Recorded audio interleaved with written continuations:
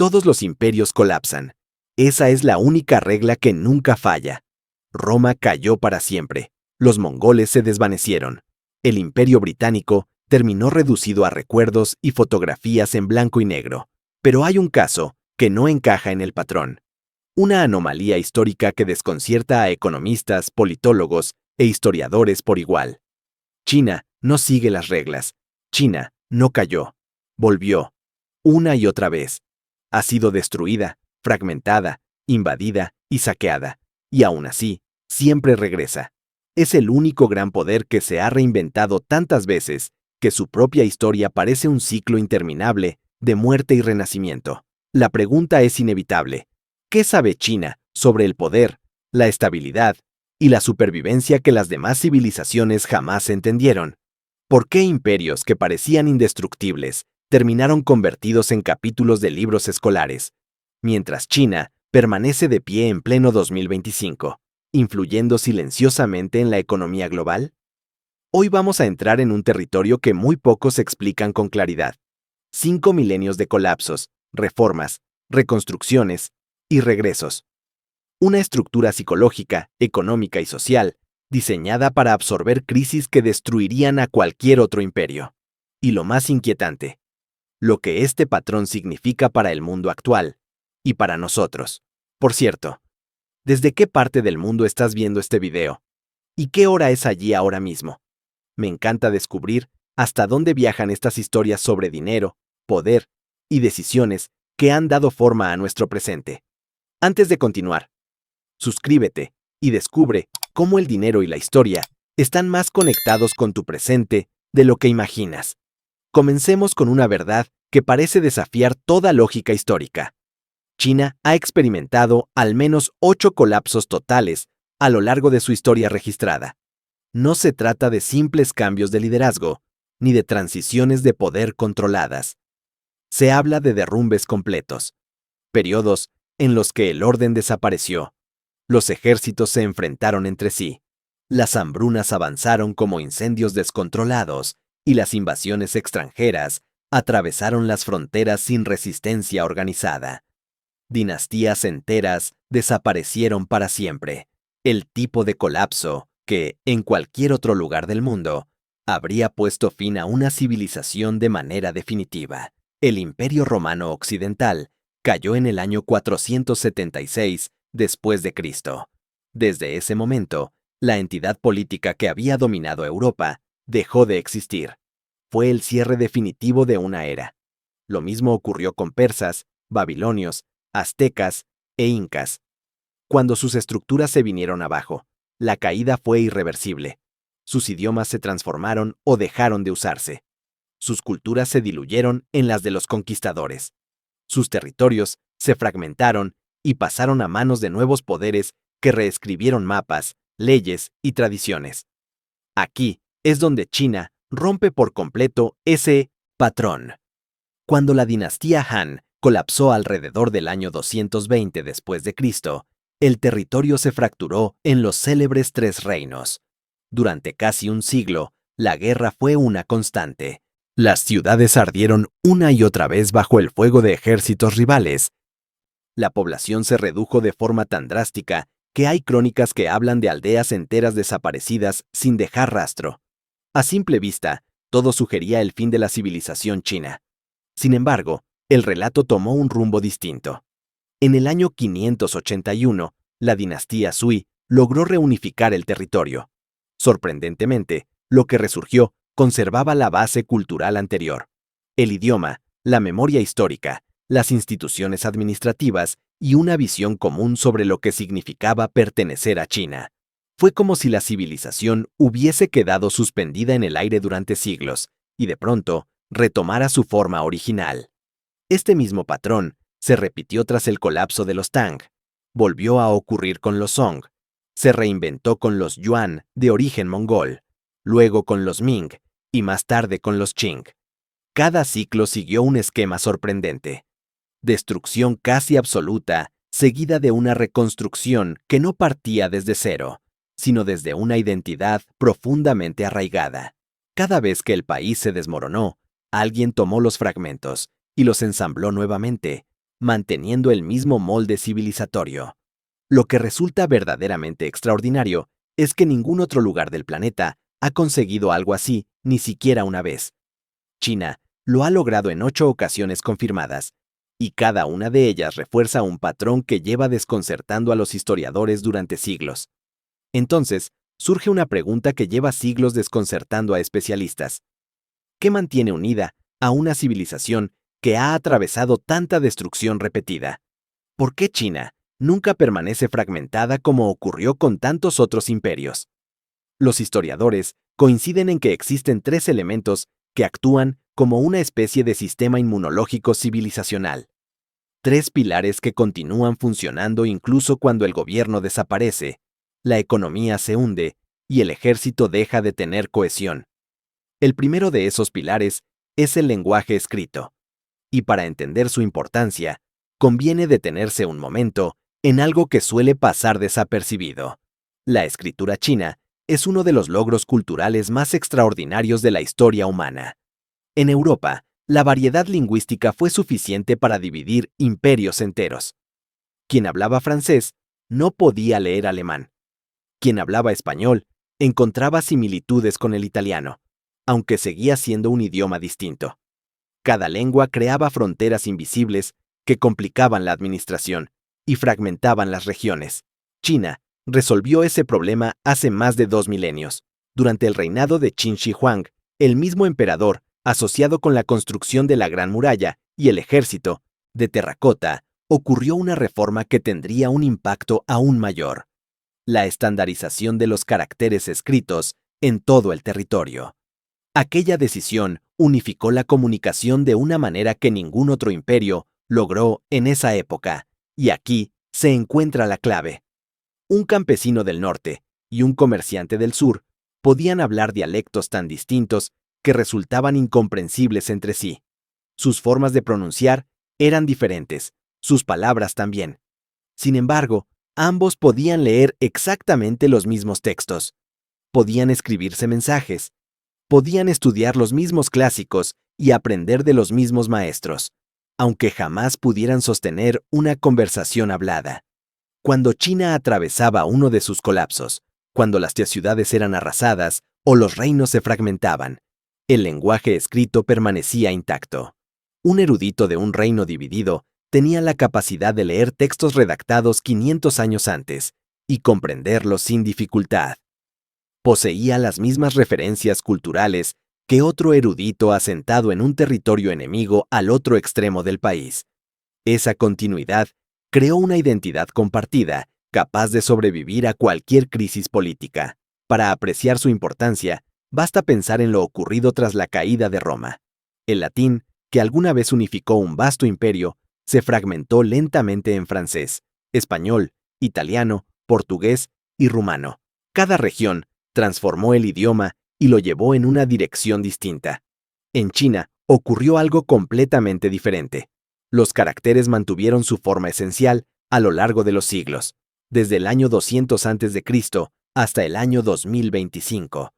Una persona china formada en la escritura tradicional puede reconocer y comprender textos creados miles de años atrás. El lenguaje escrito no solo preservó la historia, sino también la idea central de lo que significaba ser China. Conservó una especie de manual cultural que explicaba cómo reconstruir el orden cuando todo parecía perdido. Cada dinastía china funcionaba bajo un acuerdo fundamental con la población, un principio que moldeó la política durante más de 2 milenios. Ese principio se conoce como el mandato del cielo, y su diseño es sorprendentemente sofisticado, porque combina una autoridad inmensa con una inestabilidad constante que impide que cualquier gobernante se confíe demasiado. La premisa era sencilla: el emperador gobernaba porque el cielo lo había escogido, y esa elección le otorgaba legitimidad absoluta. Sin embargo, esta legitimidad no era permanente. Si el emperador cometía errores graves, si la administración se corrompía, o si comenzaban a aparecer señales de caos como inundaciones, hambrunas, rebeliones o invasiones, el significado cultural era claro. El cielo había retirado su apoyo. Con ese retiro, Cualquier líder con suficiente fuerza podía levantarse, desafiarlo y reclamar el mandato para sí. A partir de esta idea, surgió un ciclo repetitivo, tan predecible que los historiadores pueden identificarlo en todas las dinastías. Un líder carismático lograba unificar China, declaraba que el cielo lo respaldaba. Sus descendientes gobernaban durante generaciones. Poco a poco, la corrupción y la complacencia se infiltraban en el sistema. Los funcionarios comenzaban a abusar del poder. La administración se recargaba de impuestos, tensiones y desigualdad. Luego llegaban los desastres naturales, que en la mentalidad china eran señales directas de desequilibrio moral en el trono. Ese ambiente alimentaba rebeliones, guerras internas y oportunistas que veían la oportunidad de cambiarlo todo. Finalmente, un nuevo líder militar emergía victorioso, proclamaba que poseía el mandato del cielo y el ciclo empezaba de nuevo. La clave está en lo que este ciclo producía. No generaba fragmentación permanente, generaba competencia por la reunificación. En esta ideología, la autoridad verdadera solo pertenecía a quien controlaba todo el territorio. Gobiernos parciales, regiones independientes o reinos divididos no tenían legitimidad completa. Un gobernante que solo dominaba una parte del país no recibía el título de emperador auténtico.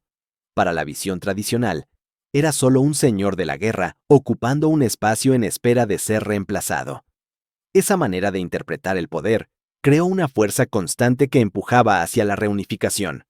Cada fuerte regional, cada caudillo o líder militar que ganaba influencia, aspiraba a algo más.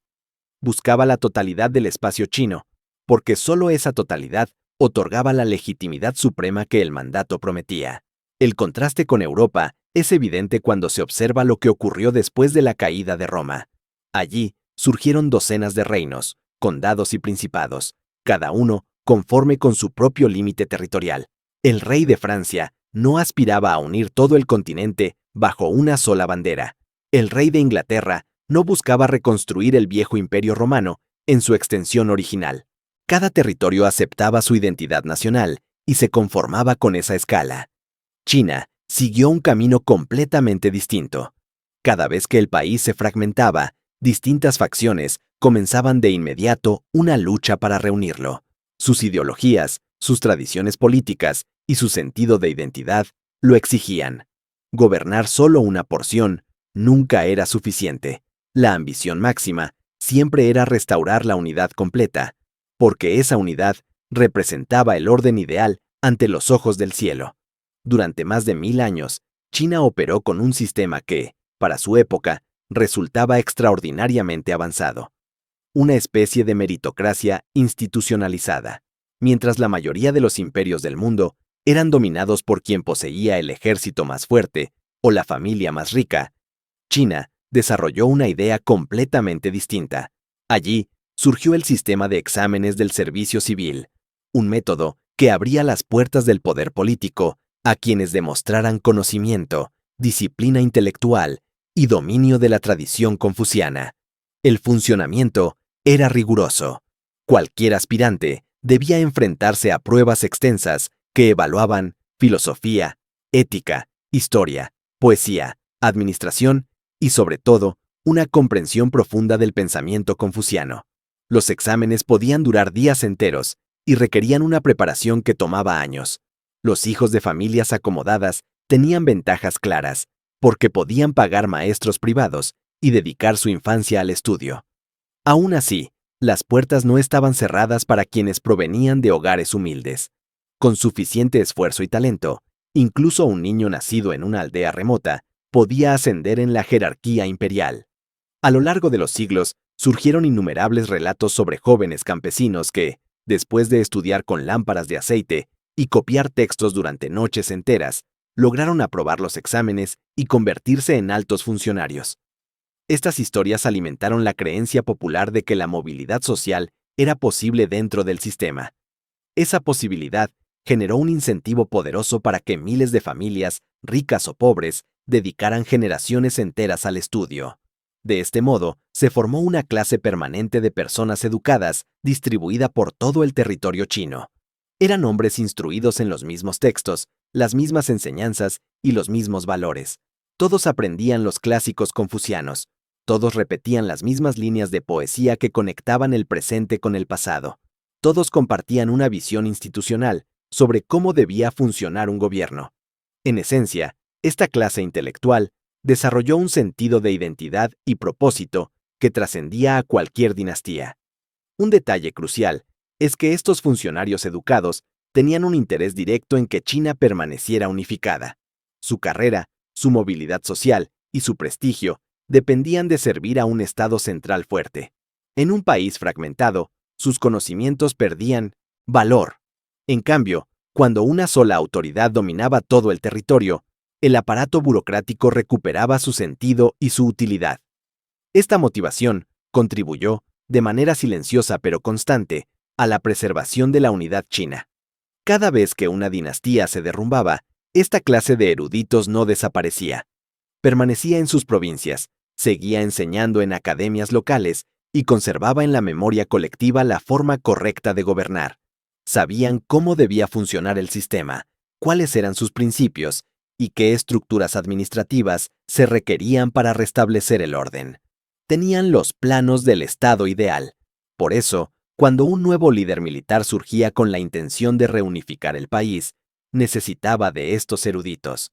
Ningún guerrero podía dirigir un imperio por sí solo. Necesitaba recaudadores de impuestos, magistrados, diplomáticos, supervisores agrícolas, especialistas en obras hidráulicas y administradores capaces de manejar vastas poblaciones. La única manera de lograrlo era reactivar el sistema tradicional y apoyarse en quienes conocían sus mecanismos.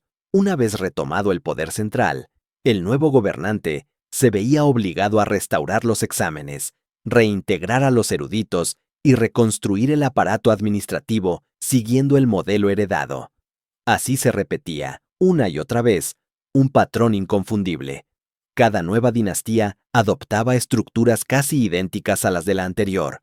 El resultado fue una continuidad institucional sorprendente. Los burócratas educados se convirtieron en los guardianes de la memoria histórica del Estado. Eran como un disco duro civilizacional que permanecía intacto incluso cuando el sistema operativo colapsaba. Podía haber guerras, invasiones, incendios o hambrunas, pero la información crucial para reconstruir un imperio seguía viviendo en la mente de esa clase administrativa. Ese legado permitió que China, tras cada caída, pudiera levantarse con una forma casi idéntica a la anterior. No se trataba de copiar estructuras antiguas por nostalgia, sino de restaurar aquello que siempre había funcionado. Un mecanismo que, de generación en generación, logró que una civilización entera retomara su identidad, incluso después de las crisis más devastadoras. Démosle la vuelta a la pregunta central. ¿Por qué Roma no resurgió? ¿Por qué Persia quedó transformada para siempre? ¿Por qué el imperio mongol se deshizo sin posibilidad de volver a tomar su forma original? La respuesta revela contrastes profundos entre estas civilizaciones y el caso excepcional de China. Roma, por ejemplo, carecía de una ideología que incentivara la reunificación una vez que el imperio se fragmentó. Cuando se dividió en la parte oriental y la parte occidental, ambas regiones aceptaron la separación como algo definitivo.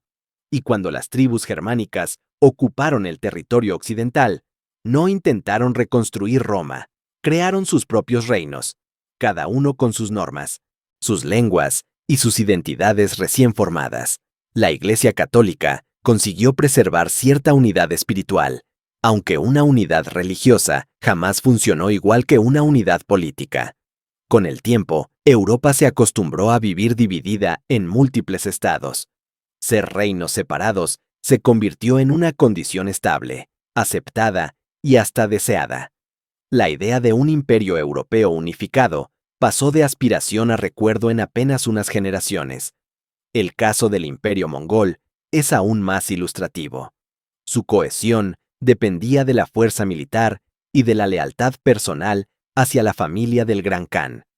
Mientras la figura central mantenía el poder, los territorios permanecían unidos. Sin embargo, tras la muerte del Khan, las disputas internas entre sus descendientes fragmentaron el imperio en varios kanatos independientes. No existía un lenguaje escrito común que conectara a todas las regiones más allá de contextos administrativos militares. Tampoco existía una burocracia civil sólida que sobreviviera al paso de los conquistadores, mucho menos una ideología cultural que obligara a reunificar los territorios.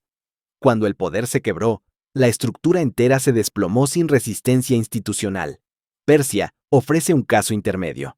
A lo largo de los siglos, logró varios renacimientos, aunque cada uno emergió bajo grupos étnicos distintos, con lenguas diferentes y sistemas religiosos renovados. La identidad persa se transformó tantas veces que lentamente dejó de ser un proyecto continuo. Con el tiempo, surgió Irán, un estado con raíces antiguas, aunque con una configuración cultural y política distinta a la de los imperios persas originales. Sus fronteras cambiaron, sus dinastías se reemplazaron unas a otras, y la continuidad histórica se fragmentó en múltiples líneas narrativas. China, en cambio, siguió un camino propio. Su identidad se mantuvo firme, incluso durante las épocas más turbulentas. El idioma funcionó como un puente entre generaciones. Las enseñanzas escritas transmitieron la memoria de lo que la civilización entendía como su propósito.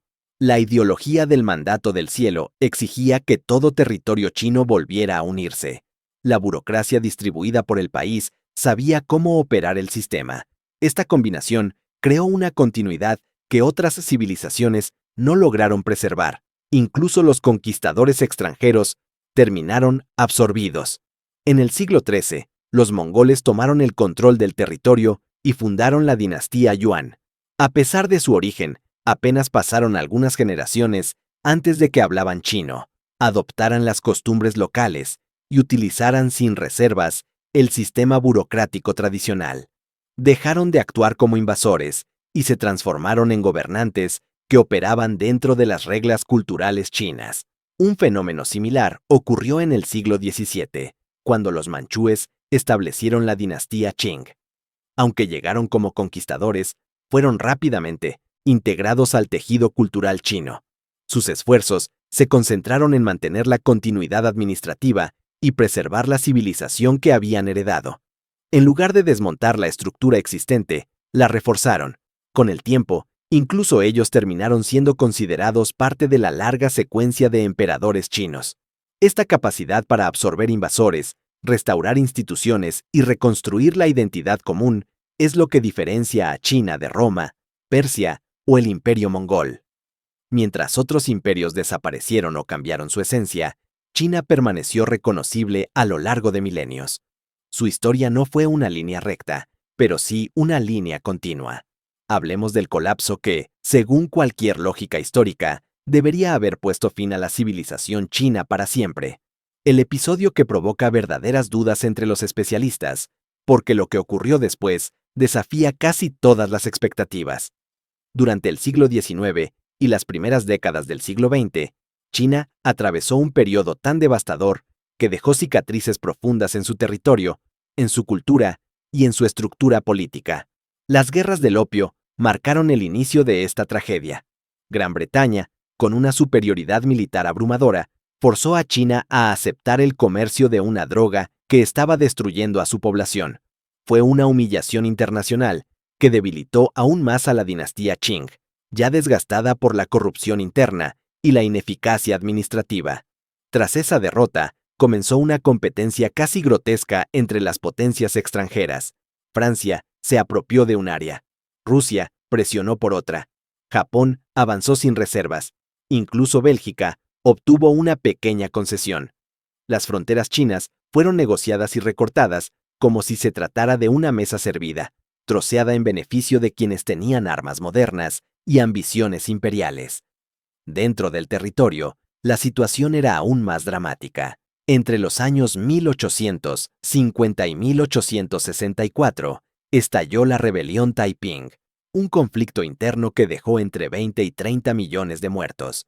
Esa cifra supera las pérdidas humanas de la Primera Guerra Mundial.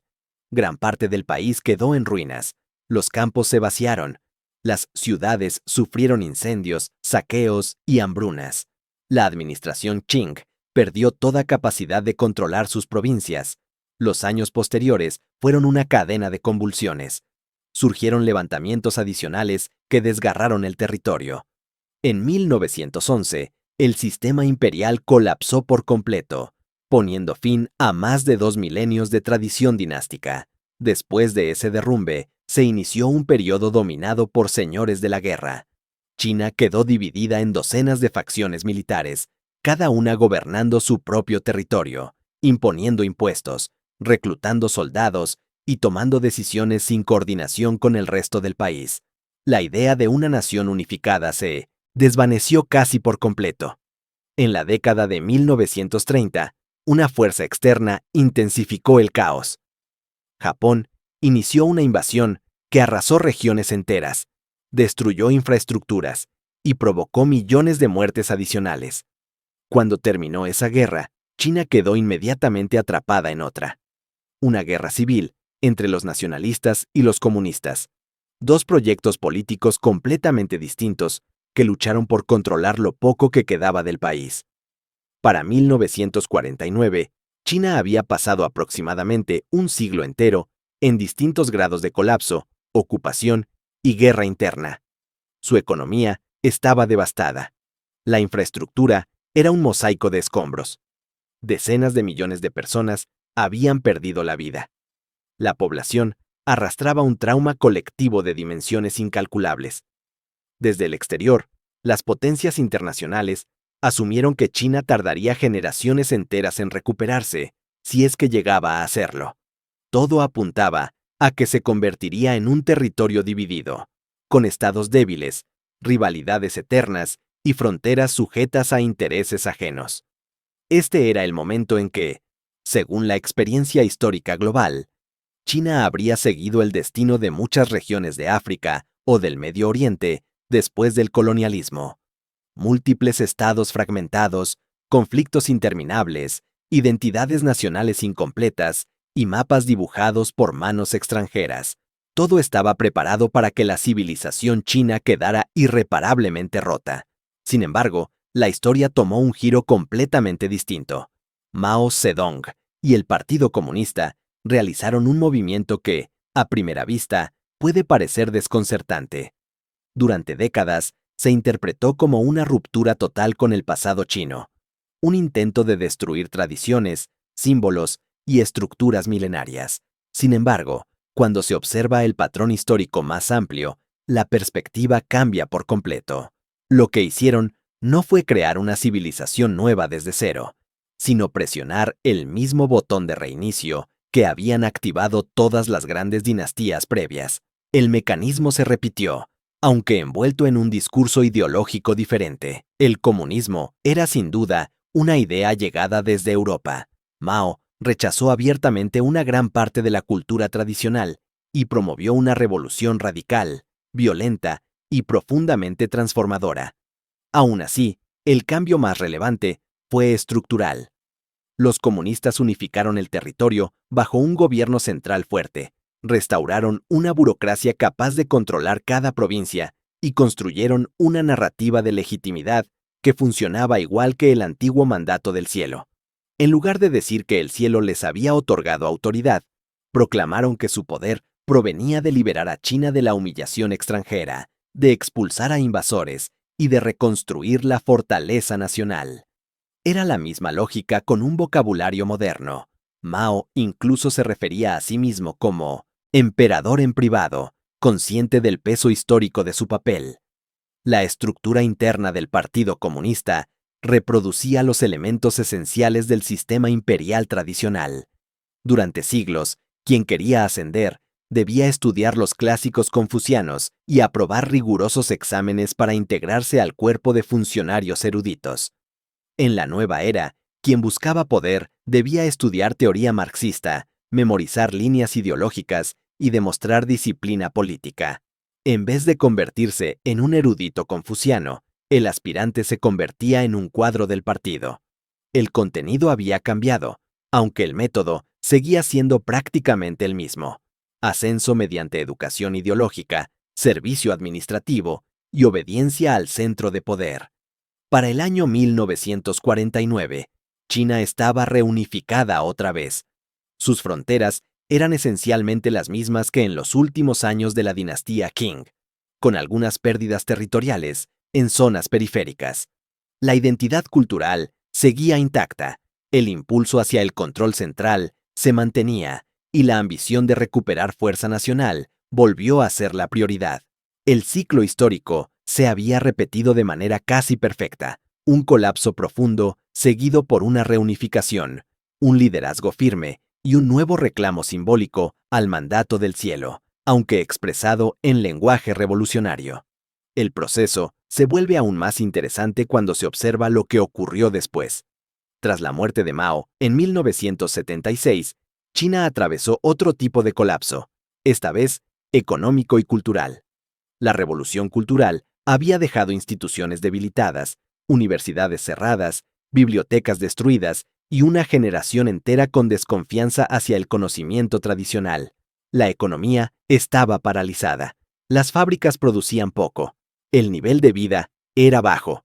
El país se encontraba sin rumbo claro, agotado tras décadas de lucha interna. En ese contexto surgió Deng Xiaoping, una figura pragmática que entendió el ciclo y lo aplicó con precisión. También presionó el botón de reinicio, aunque desde un ángulo completamente nuevo. Abrió la economía al mundo exterior, manteniendo el sistema político firmemente centralizado. Propuso una nueva narrativa para el pueblo chino: reconstruir la riqueza nacional, modernizar el país y devolverle el prestigio que había perdido durante el siglo de humillaciones. La promesa no era ideológica, sino práctica. Era un proyecto de renovación económica que se integraba al patrón histórico de restauración tras el caos. En apenas 4 décadas, el resultado fue extraordinario.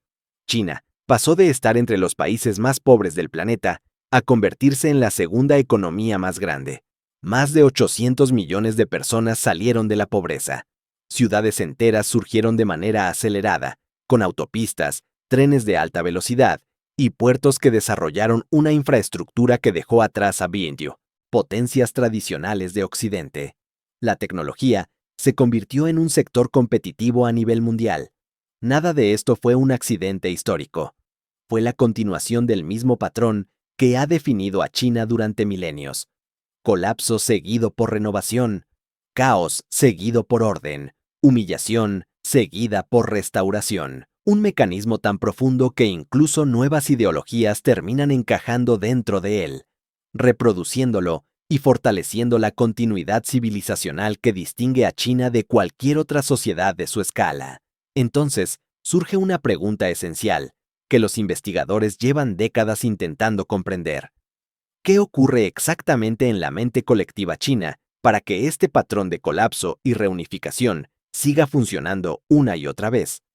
¿Por qué generaciones enteras continúan aceptando la idea de que la unificación es un destino inevitable, incluso después de periodos largos de caos? La respuesta conduce a 2 conceptos psicológicos fundamentales: la memoria colectiva y la identidad narrativa. Toda cultura sostiene un relato sobre sí misma. Ese relato funciona como un mapa emocional que guía la forma en que una sociedad interpreta su lugar en el mundo. En algunos países, como en Estados Unidos, domina la idea de libertad y oportunidad. En Francia, la identidad se alimenta de la revolución, la igualdad y la ilustración. En Rusia, el relato se construye sobre el sufrimiento histórico y la resistencia prolongada frente a invasiones y adversidades. En China, el relato es distinto desde sus raíces. Allí, predomina una visión del tiempo profundamente cíclica. La historia no se interpreta como una línea ascendente hacia el progreso, ni como una trayectoria descendente hacia la decadencia. Se percibe como una rueda que gira. Según esta concepción, los momentos de orden y estabilidad son inevitables, pero también lo es el caos. Las dinastías surgen, gobiernan, florecen, se corrompen, colapsan, y después de ese colapso, surge una nueva dinastía que restablece el orden. La rueda continúa girando de manera interminable. Esta visión moldea la psicología social. Cuando el territorio chino se fragmenta, sus habitantes no sienten que el final definitivo haya llegado. Lo interpretan como un episodio más dentro de un patrón antiguo. Saben, porque lo aprendieron desde la infancia, que la historia ha retrocedido antes y que siempre ha regresado al equilibrio.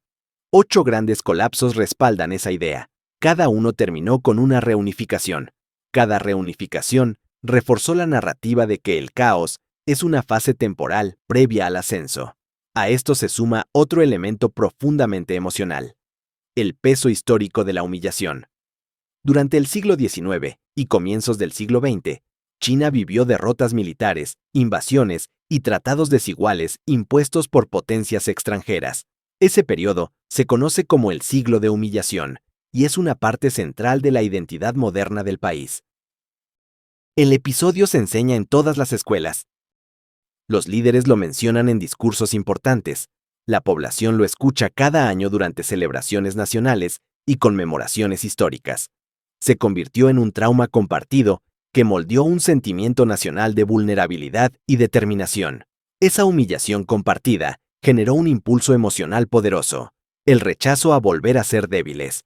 Se consolidó la idea de que la civilización china es antigua, sofisticada y resistente, pero que fue temporalmente reducida por fuerzas externas.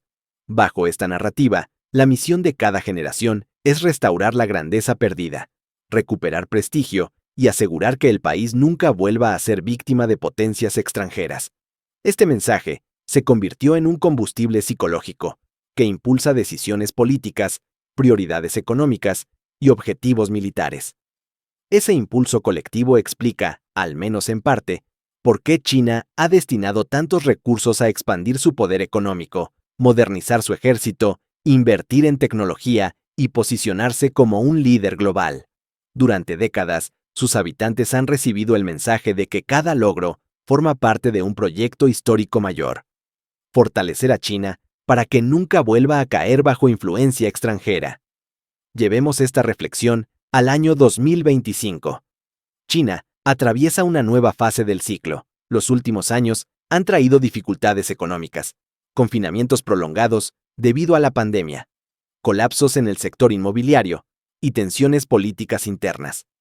Para algunos observadores externos, esto podría interpretarse como el inicio de un declive.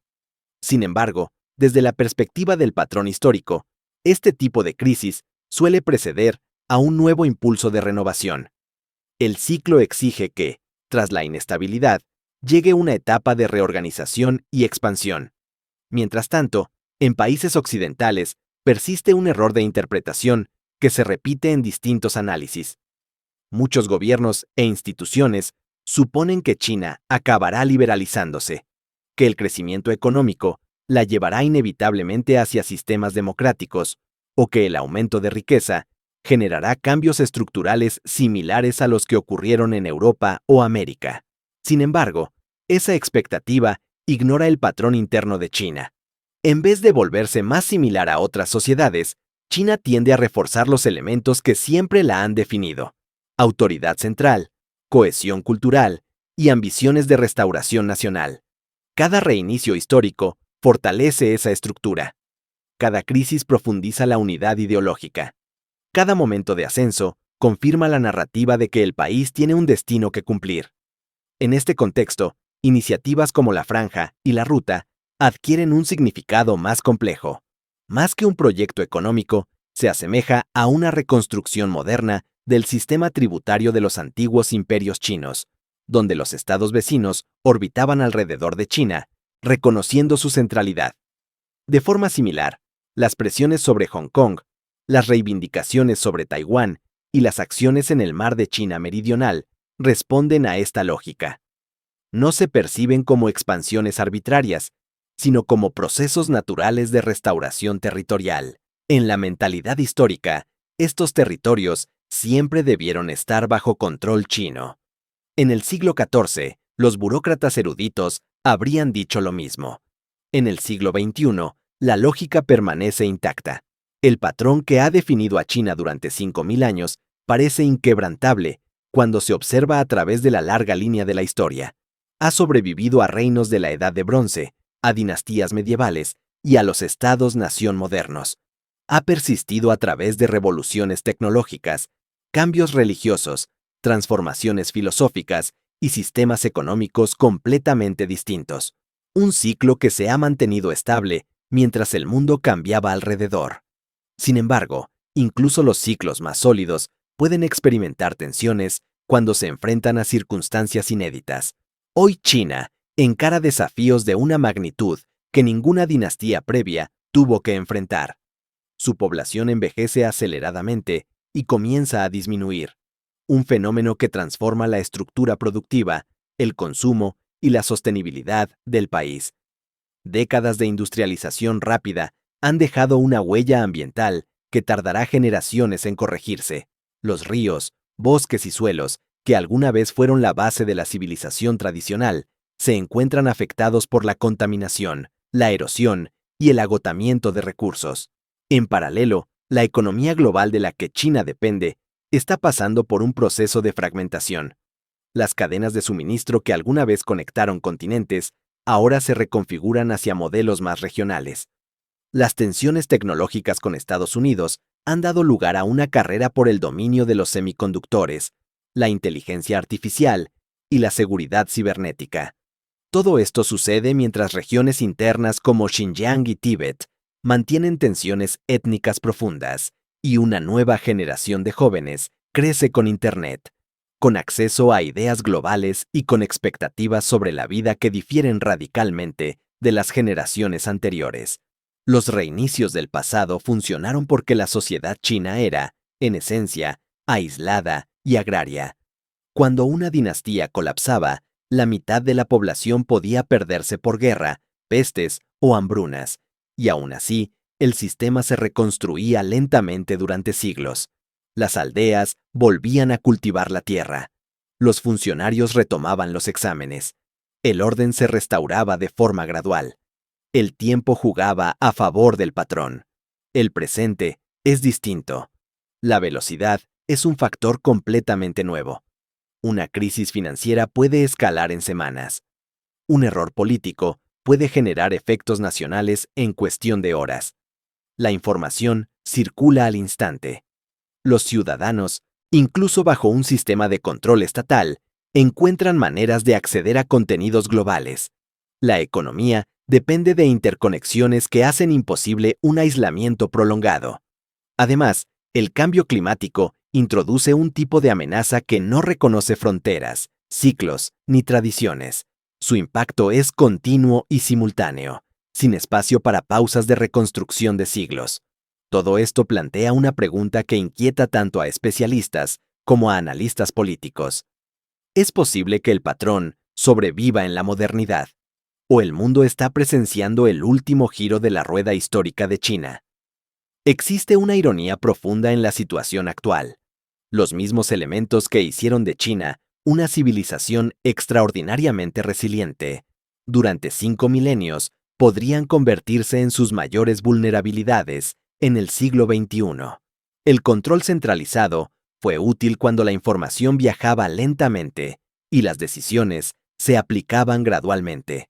En una época moderna, sin embargo, la centralización implica que un solo error administrativo puede afectar instantáneamente a 1.400 millones de personas. La concentración del poder genera eficiencia, pero también incrementa el riesgo. La unidad cultural funcionó durante siglos porque la educación, los textos y las tradiciones estaban bajo un control estricto. Hoy, millones de ciudadanos utilizan redes privadas virtuales para acceder al Internet global. Viajan, estudian en otros países, adoptan hábitos extranjeros y comparan sistemas políticos. La cultura ya no puede moldearse con la facilidad de épocas anteriores. El antiguo mandato del cielo servía como mecanismo de responsabilidad simbólica cuando los desastres eran interpretados como señales divinas. En la actualidad, cada crisis ambiental, cada colapso económico y cada fallo administrativo se atribuye directamente al gobierno. La población entiende que los fenómenos que afectan sus vidas tienen causas humanas, decisiones concretas y responsabilidades claras. Incluso la ideología de renovación perpetua, que funcionó cuando las vidas eran más cortas y la memoria colectiva se reiniciaba con frecuencia, enfrenta cuestionamientos en la sociedad moderna. Las nuevas generaciones, especialmente los jóvenes urbanos, se preguntan ¿por qué el país debe atravesar ciclos de sacrificio y reconstrucción? plantean dudas sobre la necesidad de repetir un patrón histórico que, aunque glorioso en ciertos momentos, también ha generado sufrimiento y rigidez. Los millennials chinos y la llamada generación Z cuestionan la inevitabilidad de otro ciclo. Para muchos de ellos, la aspiración principal no es liderar una nueva fase de renacimiento nacional, sino alcanzar estabilidad, bienestar personal y una vida menos marcada por las exigencias de la narrativa histórica. El contraste entre la tradición cíclica y las aspiraciones modernas crea un espacio de incertidumbre que nunca antes había existido en la civilización china, y ese espacio podría definir el rumbo del próximo siglo. Esta es la razón fundamental por la cual todo este análisis importa. China no solo es un país con una larga historia, sino un espejo donde otras civilizaciones pueden ver reflejadas sus propias dudas sobre el futuro. A medida que el mundo atraviesa tensiones profundas, cada región enfrenta desafíos que parecen cuestionar la continuidad misma de sus modelos sociales. Estados Unidos vive una polarización política tan intensa que muchos analistas la describen como una crisis existencial. Familias divididas, instituciones bajo presión y un clima social cargado han alimentado el temor de que la cohesión nacional esté llegando a su límite. En Europa, el debate sobre la inmigración, la identidad cultural y el rumbo económico ha fragmentado el consenso que alguna vez mantuvo unida a la región. Rusia, por su parte, intenta revivir ideas imperiales que pertenecen a otra época, mientras se enfrenta los costos económicos y sociales de ese intento. En el Medio Oriente, las consecuencias del colonialismo y de décadas de conflicto siguen moldeando fronteras, gobiernos y sociedades enteras. En distintos rincones del planeta se repite una pregunta inquietante. ¿Puede una civilización sobrevivir a su crisis actual? ¿Puede adaptarse sin desmoronarse? ¿Puede reinventarse sin perder lo que la define? La experiencia histórica de China ofrece una respuesta intrigante. La supervivencia es posible, siempre que exista disposición para reconstruir desde los cimientos. Según este patrón, una civilización necesita una memoria compartida que mantenga cohesionados a millones de personas incluso cuando todo parece derrumbarse. Necesita sistemas que puedan transitar más allá de líderes individuales. Y necesita una creencia colectiva en el regreso, en la restauración, en la capacidad de levantarse después del colapso. La mayoría de los países del mundo carecen de esa combinación. La historia humana está llena de civilizaciones que surgieron con fuerza y desaparecieron sin retorno. La tradición estadounidense, por ejemplo, tiene apenas 250 años, un periodo breve en términos históricos. Nadie sabe con certeza si su sistema democrático puede superar la prueba de estrés actual, porque jamás se ha enfrentado a algo semejante.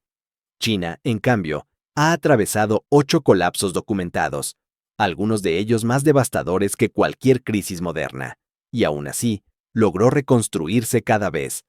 Esa resiliencia la diferencia de manera radical del resto de civilizaciones conocidas. Sin embargo, incluso este patrón se encuentra ante un momento decisivo. El mundo se acerca a la década más importante para determinar si la rueda histórica china seguirá girando o si finalmente se detendrá. El gobierno ha establecido un objetivo muy claro: lograr lo que denomina rejuvenecimiento nacional para el año 2049, el centenario de la fundación del régimen comunista. Ese año se ha convertido en un símbolo. Marca la intención de consolidar a China como la potencia líder mundial, tanto en influencia política como en capacidad económica y tecnológica, si el país logra navegar los desafíos del siglo XXI. Su población envejecida, la competencia geopolítica, las presiones internas, las tensiones tecnológicas y medioambientales, y emerge fortalecido. Entonces, el patrón habrá demostrado su validez. Será evidencia de que no se trata solo de coincidencias históricas, sino de una estructura cultural e institucional profundamente arraigada que convierte a la civilización china en algo notablemente resistente, casi indestructible en términos históricos. Si por el contrario, el proyecto se estanca, o si el país cae en una fragmentación política, o si queda atrapado en la llamada trampa de ingresos medios, entonces Se podrá concluir que la modernidad ha roto finalmente un ciclo que parecía eterno. Ese escenario indicaría que incluso las civilizaciones más resilientes tienen un límite y que ningún patrón histórico puede sostenerse indefinidamente frente a fuerzas globales en aceleración. De cualquier forma, lo que sucede ahora es extraordinario. El mundo contemporáneo está observando la historia en tiempo real. Está observando si una de las civilizaciones más antiguas logra un nuevo ascenso o si enfrenta por primera vez un punto final en su ciclo milenario. El resultado aún está escribiéndose, y el próximo capítulo definirá no solo el futuro de China, sino también la forma en que otras civilizaciones entenderán su propio destino. Entonces, surge una reflexión final que trasciende a China y toca directamente a cualquier persona que trate de entender cómo sobreviven las civilizaciones, las instituciones o incluso las familias frente a sus propias crisis. Después de recorrer miles de años de historia, después de analizar colapsos, renacimientos, reconstrucciones y transformaciones, la pregunta esencial es esta. ¿Qué se obtiene realmente de todo esto? ¿Cuál es la lección profunda que puede aplicarse a la vida cotidiana? La respuesta apunta hacia una idea sencilla, aunque poderosa. La resiliencia no consiste en evitar las caídas. La resiliencia auténtica se manifiesta en la capacidad de levantarse después de cada caída. Se trata de construir estructuras internas que no se desmoronen cuando algo falla. Se trata de mantener historias, valores y principios que resistan incluso cuando personas, instituciones o circunstancias desaparecen. La resiliencia es memoria compartida y propósito compartido. China ha logrado esa resiliencia a través de 3 pilares que se han mantenido firmes a lo largo de su historia: su idioma, su ideología y su burocracia. Cada uno de estos elementos actúa como un depósito de memoria institucional. Cuando una dinastía cae, cuando una invasión destruye ciudades o cuando una revolución altera el orden social, estos 3 pilares continúan existiendo. Encapsulan instrucciones, definiciones, referencias culturales y reglas para restaurar el sistema. Funcionan como un manual de reconstrucción que sobrevive incluso cuando todo lo visible se desvanece. La mayoría de las personas, organizaciones y sociedades no cuentan con estructuras semejantes. Muchos sistemas se construyen sobre la idea de continuidad ininterrumpida. Se asume que las instituciones seguirán funcionando, que las relaciones se mantendrán estables, que los proyectos avanzarán sin interrupciones. Sin embargo, la historia demuestra que las interrupciones llegan, que los ciclos existen, que el colapso es una posibilidad real. El desafío es que muy pocos preparan mecanismos de retorno. Muy pocos diseñan sistemas capaces de recomponer lo que se rompe. Tal vez ese sea el verdadero secreto de la longevidad china. El genio cultural no reside en evitar el caos, sino en anticiparlo. La civilización no se define por su capacidad de permanecer en equilibrio perpetuo, sino por aceptar que el desequilibrio aparecerá y diseñar respuestas para ese momento. El orden chino es, en esencia, un orden que se reconstruye continuamente. A lo largo de la historia, todos los imperios colapsaron. Roma, Persia, el Imperio Otomano, el Imperio Español, el Británico. Cada uno dio paso a estructuras nuevas, a culturas nuevas, a mapas distintos. China es la excepción notable. Es la civilización que regresó después de cada derrumbe, que recuperó su forma después de cada ruptura, que preservó su identidad después de cada tormenta política, social o militar. Y ahora, después de recorrer el patrón, la razón de esa persistencia resulta clara. La pregunta final es más profunda todavía. Ahora que se comprende por qué China ha sobrevivido durante tanto tiempo, ¿cambia esta comprensión la forma en que se ve el mundo moderno? ¿Permite anticipar los ciclos futuros? ¿Permite modificar el propio comportamiento para adaptarse a ellos? ¿O será simplemente un conocimiento que se observa con asombro, sin poder alterar el destino que se aproxima? La respuesta a esa pregunta definirá el siglo XXI. Determinará cuáles civilizaciones se adaptan, cuáles colapsan y cuáles logran reconstruirse. Y en ese proceso, Cada sociedad, cada institución e incluso cada individuo tendrá que decidir qué conserva, qué deja atrás y qué estructura crea para levantarse después de su propia caída. Con todo esto en mente, queda claro que la historia nunca es solo historia. Cada ciclo, cada colapso y cada renacimiento revela algo más profundo sobre lo que mantiene unida a una civilización y sobre lo que la impulsa a volver a levantarse. China ha demostrado que incluso los sistemas que parecen desmoronarse por completo pueden encontrar dentro de sí las claves para su propia restauración. Y ese conocimiento, esa memoria y ese propósito compartido pueden ser más fuertes que cualquier crisis. Si este análisis te ayudó a ver el mundo desde otra perspectiva, si te hizo reflexionar sobre los ciclos que atraviesan las naciones y los ciclos que atraviesa cada persona en su propia vida, entonces, este viaje valió la pena. Te invito a suscribirte, porque aún quedan muchas historias por explorar y muchos patrones por descubrir. Comparte este video con quien disfrute de la historia, la economía o la geopolítica. Alguien que encuentre valor en comprender el pasado para interpretar el presente. Gracias por ver el video y por formar parte de esta comunidad que busca entender el mundo un poco mejor con cada capítulo.